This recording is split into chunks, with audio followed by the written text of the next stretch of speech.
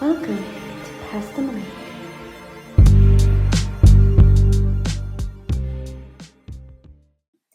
Hey guys, and welcome to episode 1 of Pass the Mic. My name is Ria, and I'm going to be your host. So, firstly, I'd like to say a really big thank you to Maria, who was the producer of the jingle that you just heard. It's making me feel like a very professional podcaster, even though we're only on episode 1. So, I can't thank you enough for the work you put into this. But without further ado, let's get started. So, I'll give you a little bit of an intro. My name is Ria, like I've already said, and I'm 21 and I'm an undergrad student studying English literature and language.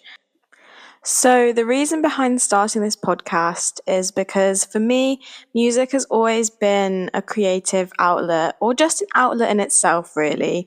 Because whether I'm listening to the music that I love the most or I'm trying to write my own poetry, it's bad. No one can read it. I just feel like music has always given me a space where I can express the things I don't know how to express otherwise. And that's really weird for me because I am literally an English literature student, so I always have something to say. But somehow, music has always been a thing that has filled in the gaps I couldn't fill in otherwise. So, music is a really big part of my life, and I really love it. And I wanted to create a space where people can connect on music and where people can talk to each other about their favorite songs and why they love them so much, because there is a reason why we all connect with music so deeply. So, I just wanted to metaphorically and literally pass the microphone back to people and artists and fans and just anyone who loves music as much as I do. I wanted to pass the microphone back to them and give them the chance to be in the spotlight and to talk about the things they love the most, because I think that's what's most important. I think if you ever don't know what your purpose is, that you should just follow what you're passionate about. But that is like a whole other tangent I'm going on right there. So, yeah, if that sounds like something you're interested in and something you'd be willing to listen to, then stay tuned. I've got a lot of fun stuff. So, yeah. Okay, so before I get into episode 1's main theme, I would like to talk a little bit about where I got the name for the podcast from. So it's kind of hard for me to explain, and I don't really know where to start. So I'm going to tell you a story. Okay, buckle in. Let me set the scene for you. Okay, so imagine you're at a concert and everyone is singing, and suddenly an audience member is on stage and they're singing really beautifully with the artist. Everyone in the audience is shocked and the crowd goes wild. I hope my storytelling is up to pace. Anyway, so I think the whole idea is that a story like that has happened because of a crazy amalgamation of hard work, passion, talent, and a little bit of luck. But all because the stars aligned for someone, um, a memory of a lifetime has been made, and a previously unheard voice has had the opportunity to be in the spotlight. And that's kind of what this podcast is all about: spotlighting unheard voices and people who just want to talk about the things that they're passionate about. So I really hope that we can create this space that's safe for people to just say how they feel about music and connect with each other. And I would love it if musicians and fans could also connect with each other, because then we can all learn more about one another, and I think it will be a really beautiful thing. So if you'd like to be on the podcast, whether you're a musician or a fan, please get in contact with me at Pass the Mic LSR on Instagram, or you can find all the details on the Instagram to find my email as well. So yeah, I really hope you all stick around and I hope you all enjoy. Okay, now that basic housekeeping has been done, I thought for episode 1 it would be really fun for me to talk you guys through some of my favorite songs of all time. I think it'll be a really great way for you to get to know a little bit about me. And also, it's a great opportunity for me to yap about some of my favorite songs. So, yeah, I hope you enjoy. We're going to start with my first ever favorite song that I can kind of remember. So, as far back as I can remember, one of my first ever obsessions was Paramore. I was 11 or 12 years old, and the After Laughter album had just came out. It was around 2017, and I found Paramore. Fun fact, I actually found Paramore through Conan Gray back when his YouTube account was an art channel. But I found Paramore through him because he had recommended them, and I became very quickly obsessed. I actually think to this day, one of the massivest losses of my life have been not going to the After Laughter concert. Um, it's still one of my biggest regrets to this day. It would have been my first concert, and it would have been so amazing. And I knew every single song on the track list, but okay, anyway, we're not here to talk about that. So while I was really tempted to talk about basically every track on the After Laughter album, I thought it would be a bit more productive to talk to you about a song off their other album, and it's Misguided Ghosts. So Misguided Ghosts is from the 2009 album Brand New Eyes. Brand New Eyes was a 12-song album spanning 44 minutes, and it's kind of a bit of a relic of the 2000s now since Paramore are on a break. Hayley Williams is still releasing music on a solo career, but obviously it's not the same as the height of the 2000s when Paramore were going crazy, were going viral. I would say that it's hard to pinpoint the genre of Misguided Ghosts specifically because it feels a lot like it could fit into more than one genre. And this definitely goes for like the entirety of the Paramore discography because, sorry, I couldn't say discography then. Yeah, anyway. I think this goes for most of the Paramore discography because they move between heavy pop punk anthems to melodic new wave bops, which is how Michael Kiani put it in his article on the evolution of Paramore, which I will link over on the Instagram. So, some facts about Paramore. So, firstly, they were discovered in Franklin, Tennessee, and were signed to Atlantic Records. But they later actually signed with Fueled by Ramen, which is a subsidiary of Atlantic Records, because Atlantic Records thought that this was more authentic to Paramore's brand. I think this is a really interesting fact because when you think about marketing, marketing is probably like a major part in the production budget. And I think it's interesting how the record labels think about the branding of the artist and how it fits with them because I think it's really important to keeping an authentic brand image and a creating a compelling story behind these artists. And I definitely think it was the right move for Paramore because after their All We Know Is Falling album in 2005, the emo alternative rock scene was taken by storm, and Paramore grew to become who we know them as today. I think the entirety of the Paramore discography is vulnerable and sensitive and beautiful, but Misguided Ghosts specifically is about running from love, pain, and our mistakes. And I know that personally, I can definitely relate to all of those things. I think Misguided Ghosts is really intimate and honest, and they talk about not knowing who to turn to.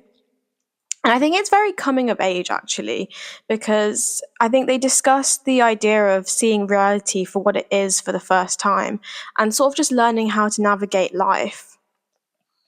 I think this is a really important song to me because it's all about realizing that we each are misguided at times and we're all on our own journey to figuring out how to live this life in a way that's authentic to ourselves. And I think it's important because, in the era of like the clean girl aesthetic and, the idea of like a perfect life and, on social media these days as well, I think life can be portrayed so differently to how it really is. but I think it gives us the space to know that we're allowed to make mistakes. And it's not saying that we should all just run around making mistakes all the time, but it's creating a space where we can make mistakes that we can then learn from. And I think that's a really important message. And it's just made even better by Paramore's beautiful storytelling and the beautiful vocals and the beautiful backing track as well. I think personally, I really relate to this song because I think growing up, I had a difficult time reconciling my upbringing with my adulthood and my teenage self. But I made a lot of mistakes, as we all do. And I think I had a really hard time dealing with all those regrets. But I think eventually we all learn how to grow from those mistakes and how to become better people. And I think songs like this make it easier to process all those difficult, heavy feelings. And I think it's really important that people have music like this, where it's sort of acknowledging the messy nature of life and the sort of true realities. Okay, before I move on to my next song, I'll just give you a little rundown of Misguided Ghosts. So, obviously, it was released on September 29th, 2009, and it was supposedly recorded around January to March of 2009. The websites I found online have put the genre down as acoustic folk music, and this track is 3 minutes long and 1 second, if you're going to be precise. The writers behind this track were Hayley Williams, Josh Farrow, and Taylor York, and the producer was Rob Cavallo, who actually stayed on with them for future projects too. I really hope you all enjoyed hearing a little bit more about Paramore and one of their songs because it's one of my personal favorites. I could talk about Paramore for a very long time actually, and their almost 2 decade long career. So we're going to stop now and move on to the next track. So, for the second track that I want to talk about today, I have chosen Dunno by Mac Miller. So, I think this is actually the first Mac Miller song I ever listened to, which is kind of crazy to think about because I would now say that Mac Miller is like firmly in my like top 3, top 5 artists. But I've chosen Dunno because I think it's really reflective and I think it's the epitome of chill. But there's lots more to talk about. So yeah, let's get into it. So, some facts about Mac Miller's career. He started his career in Pittsburgh's local hip hop scene in 2007 when he was literally just 15 years old. So, I don't know what I was doing when I was 15, but it definitely wasn't starting a global rap career. I wish it was. Though I can't imagine I'd be a great rapper. Maybe I could try a freestyle. I like to write poetry, but like I said, it is bad poetry. So we're getting very off topic here. But so he started his career in his local hip hop scene. Then in 2010, he signed a record deal with the independent label Rostrum Records. He later founded a record label in 2013 called Remember Music, and he eventually left Rostrum and signed with the major label Warner Bros. Records in 2014, which was an estimated $10 million deal. So Mac Miller really went through the whole evolution of record labels throughout his career, which is a really great sign of growth. And I think it was really great for his career, and it was great for the fans as well because people wanted to hear more of his music. And fans of Mac Miller were in luck because alongside recording, Mac Miller was also a record producer for himself and other artists under the pseudonym Larry Fisherman. I think this one's really interesting actually because I vividly remember the first time I discovered Larry Lovestein. I had just had music playing in the background and I wasn't really paying attention to what was playing. I think Spotify was doing its whole recommended tracks thing. But I heard of my first Larry Lovestein song, and I'd never heard it before. But still, I almost immediately could recognize that it was Mac Miller. And of course, when I Googled it, I found out that that was his pseudonym. But I think it's really interesting because it shows how unique a sound Mac Miller's music has. And I think that's really important in the music industry because it's all about your individuality. And I think a similar artist is Kendrick Lamar. I think he also has a very specific sound. But we will get to talk more about Kendrick Lamar later, so I will leave that for now. So, Dunno comes from the Swimming album, which was released on the 3rd of August 2018. It's a 13-song album and it spans 58 minutes. It was produced by John Brion and Parson Brown, but I've actually found out that I think Parson Brown is still Mac Miller under yet another pseudonym. So I think this is a really interesting part of Mac Miller's career. And I think it's interesting in any musician's career when they choose to use pseudonyms because I think it shows that that artist goes beyond fame and they're in it for the love of the game, which I think is a really good thing. And it makes it all the more interesting. I think it also gives us as fans the opportunity to kind of, play a game of like, find the Mac Miller, find the secret song. So I think it makes it really interesting and creates a very rich career and discography. One of my favorite things about this song too is that they also have a recorded at Spotify studio version, and this is much more raw and you can hear the piano much more clearly. But actually, I loved that because I found that it reminded me of Hungarian Rhapsody #2 by Franz Liszt. So for any classical music fans out there, you might enjoy this because the opening notes sound the same, and maybe he's just chopped up some of the song. So, but I think it's interesting because Mac Miller's a very talented pianist, and it really shows in his work that he really loved what he was doing and he loved the craft and the process and the creativity behind it all. Onto the actual song itself, I feel like Dunno has like a very reflective and very calm mood and tone to it. And I think, like I said earlier, like this song just shows just how chill Mac Miller was. He's like, almost missed our flight, no problem. You want some of my weed, no problem. And I think the idea of the song is all about like relieving the struggles of like his partner. I also think the song is quite romantic, but maybe some people would say it's like anti-romantic because it's kind of crude at times.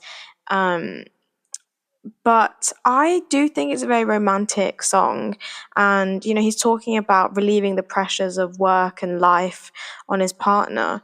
Though I do think it's interesting because um, Mac Miller and Ariana Grande had a very famous relationship. It was very public, and Ariana Grande has spoken about some of the problems she faced during their relationship.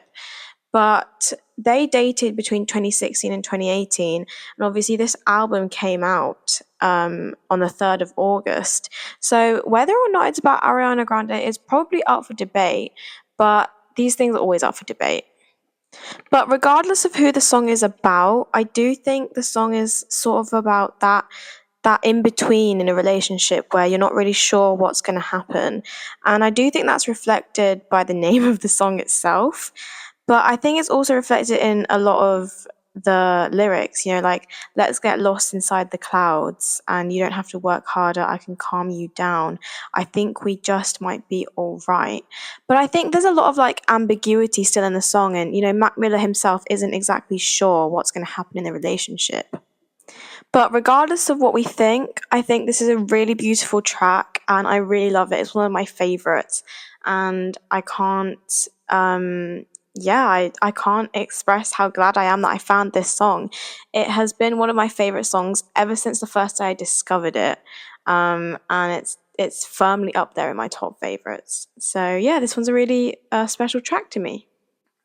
I think this song is all about saying, I'm okay with not knowing what's next, but I'm here for this moment and, I love this moment. And I think that is such a beautiful thing to be about, really. But yeah, anyway, I hope you enjoyed me listening to Mac Miller. We're going to move on to track 3. So for track 3, I have selected Love by Kendrick Lamar from his fourth studio album, Damn. Now, Damn was released on the 14th of April 2017 and is probably to this day still one of his most popular albums. It contains 14 songs across 54 minutes. Damn would come to win the 2018 Pulitzer Prize for Music, and this was almost a historical event because it was the first time the prize was allocated to a non-classical or jazz artist. But I think it was really well deserved because on this album, Kendrick combines his conscious rap and trap rhythms to create a really well thought out album. It was actually originally meant to be called What Happens on Earth Stays on Earth, but he eventually chose the final word, damn, because he felt that it captured the sense of being damned if I do and damned if I don't. Which is really a feeling that we can get from a lot of Kendrick Lamar's music, I feel.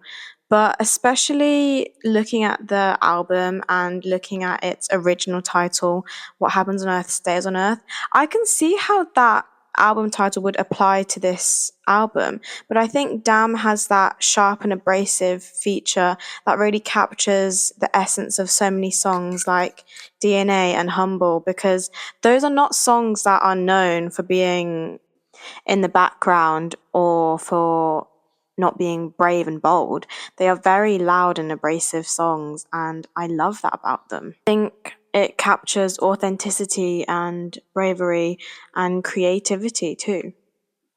It's been said that even the parental advisory sticker placement on the album cover was intentional too, as they moved it from its original place in the bottom corner to the center right of the frame. So, Love was produced by a few different producers, including Greg Kurstin, Soundwave, Teddy Walton, and Top Dog. There's a really interesting video by Genius and Teddy Walton, where Teddy Walton sort of takes us through the process of producing Love. And one of the really interesting things that he says is that he likes to layer effects to make instruments sound completely different. I think this is so interesting because it's really unique to this producing style, and I think it creates a really unique effect in Love, which I think is one of the reasons that I love this song so much. Teddy Walton also says that he specifically doesn't use a producer tag because he wants his music to have a certain sound and style that people can recognize regardless of whether or not he has a tag. And for anyone who doesn't know what a producer tag is, really quickly, it's just a really short signature audio watermark which producers like to insert into their work. There's some really famous ones out there. So I'm sure you've definitely heard them before.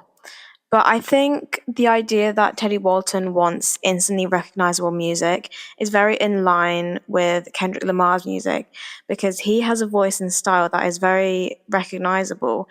And while he has a career where he develops and changes over time as an artist, I do think that there's still something completely unmissable in his work. Love can be taken to be primarily written as a dedication to his longtime partner, Whitney Alford. And I think it really captures that idea of authenticity and true love and questioning whether you'd still have love even if you had nothing. And I think this really speaks to Kendrick Lamar's previous works where he talks about poverty and, Section 80 is a really powerful album because Section 8 itself is a reference to the government subsidized housing for low income families, and the 80s are a reference to the decade of Kendrick's birth and the Ronald Reagan era, which was deeply impactful for the Black community. So to see now in Kendrick Lamar's fourth studio album how he has found success and found fame and moved away from his more experimental style in his earlier albums to a very loud and abrasive and affirmative identity, I think it's really interesting to see how he's conscious of these changes that are happening. But I think it's really beautiful because him and his partner have a very successful relationship, which has faced its problems and its ups and downs, but overall, it's still kind of a love letter There is that sense of questioning in it, but I think it comes across very beautifully and it's very poignant. I just love this song because I feel like it's so easy to get lost in its sort of trap rhythms and, his conscious lyrics and his self awareness in this album. I think Damn touches a lot on the duality of man and the idea of wickedness and weakness. And I think it speaks to spirituality too, because there's a lot of tracks. There's a track called God, which is also another great track that I really want to talk about. But we also have Fear, which talks all about the fear of God and the fear of losing and winning, and the different binaries that we find in life. I could honestly talk about Kendrick Lamar for forever. I think I could talk about Kendrick Lamar forever because I love Kendrick Lamar. And when I went to see him in 2022, it was honestly a life-changing experience because to come face to face with talent of that level and to understand how it feels to stand in the room and feel the effects of his music on the audience, I think is really wonderful.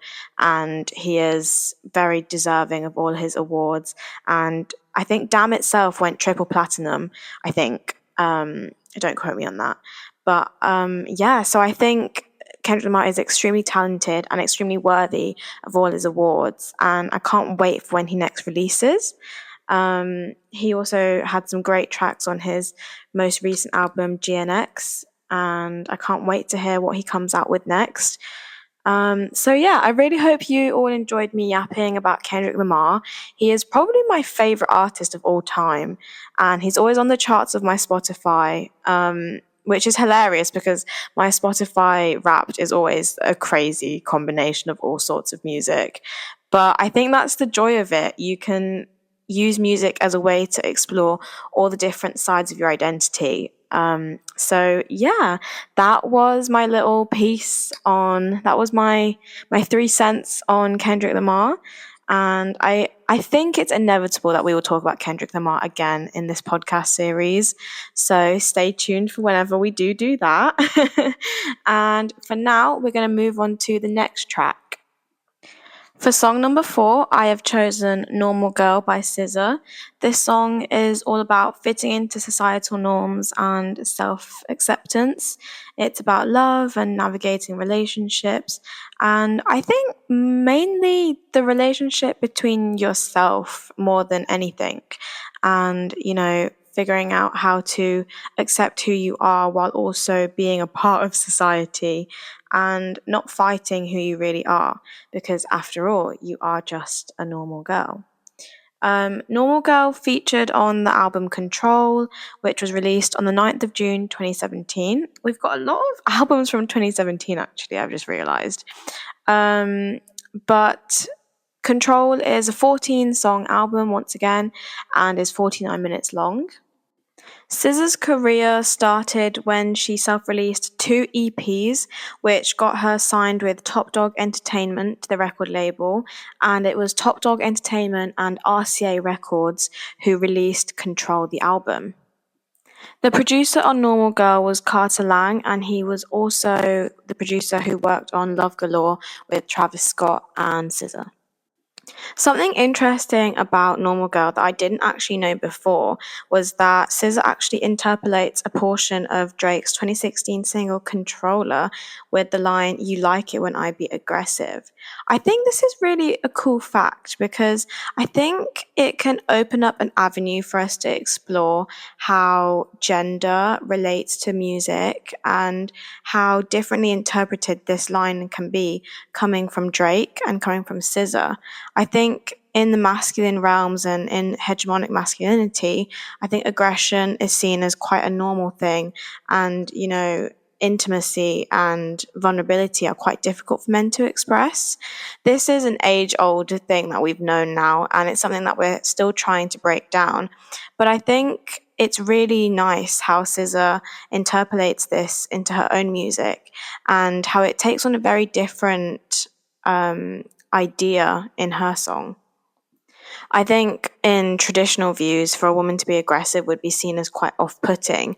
But I think that's the whole essence of the song, to learn how to be your most off putting self while still functioning in society. And it's not about being abrasive, but it's just about coming to a place of self acceptance and knowing who you really are. And I think the ideas that are being conveyed here kind of take us back to what we were talking about with misguided ghosts, because it's all about creating a space where we can make the mistakes to be who we really are while still learning from that and shaping our identity every day. Much like in Misguided Ghosts, this song makes me think of my upbringing. And it's not that I had an awful upbringing, it's just that I didn't have the typical upbringing. And I think trying to come to terms with that as you're growing up and you're coming into adolescence and you're facing all these different problems and everything's coming at you at full force, sometimes it's hard and to stay true to who you really are. And I think it becomes very easy to get lost. But I truly believe that it's through music like this and Misguided Ghosts, and honestly, all the tracks I've talked about today, that we can find our identity again and reshape ourselves over and over again, while also connecting with others, because these artists and these songs are global successes. And so clearly everyone is relating and feeling the same things. And I think it creates a space for us to realize that we're not all so different. We are more alike than we realize. And I think that's a really powerful message. And just like that, we have come to the final song. For song number 5, I have chosen Paper Cuts by Vince Staples. It comes from the album Ramona Park Broke My Heart, which was released on the 8th of April 2022. It's made up of 16 songs and is 40 minutes long. It is Vince Staples' 5th studio album, and it was released through Motown and Blacksmith Records. The production was handled by many different producers, some of those including Ken Taylor, Saint Mino, Dahi, and Mustard. Okay, so Ramona Park. I originally actually thought that Ramona Park was a person. I thought it was a woman, and that painted my understanding of the album very differently back then when I first listened. But after doing some digging and also after just listening to the lyrics within the album, I found out that Ramona Park was his neighborhood where he grew up in Long Beach, California. And I think Paper Cuts is a song that is all about leaving behind a lifestyle of trauma and violence. So previously, Vince Staples used to glamorize gang life, and he used to actively pursue this life and even brag about his gang lifestyle. But Paper Cuts is a metaphor about money, and it's not seeing money just as the manifestation that it is in society these days, but it sees money as the wounds that it leaves behind, and that is, of course, paper cuts. So I think it's a really poignant metaphor and way of looking at money and the way that the gang lifestyle can create so much violence and trauma. And I think this song is really all about letting go of that lifestyle and creating new dreams, like in his music career. A line in the song that I really like that sort of supports this notion is: used to picture me rolling vividly, now everything I dream is everything you see. So I think it just shows that his lifestyle, where he used to spend sleepless nights counting money while people are counting sheep, that's also a lyric. And how he talks about how I hate this industry, missing sleep, been some weeks. I think it really talks about how the gang lifestyle is not sympathetic to anyone. And I think it sort of makes you understand that anyone can fall into these things, and it's really unfortunate, but it's just a reflection on the past and the present and how people can find a way out of this lifestyle, and how, like Vince Staples, you can come a long way from where you started. Paper Cuts has been described as a strong example of contemporary rap that prioritizes emotional truth and structural coherence over flashy wordplay. And I think that's really interesting because the lyrics are simple and understated. and easy to understand. His storytelling is very clear, and you know what's happening in the story here. But I do think that some of the metaphors and some of the imagery that is created is actually quite intimate and actually a real insight into the life he was living and the trauma and the insanity he was basically experiencing, because this is not a lifestyle for the weak and it's not an honorable lifestyle either. And I think it's important to note that, because Vince Staples is turning away from glamorizing the gang lifestyle from the ways that he previously um from the ways that he previously used to glamorize gang lifestyle.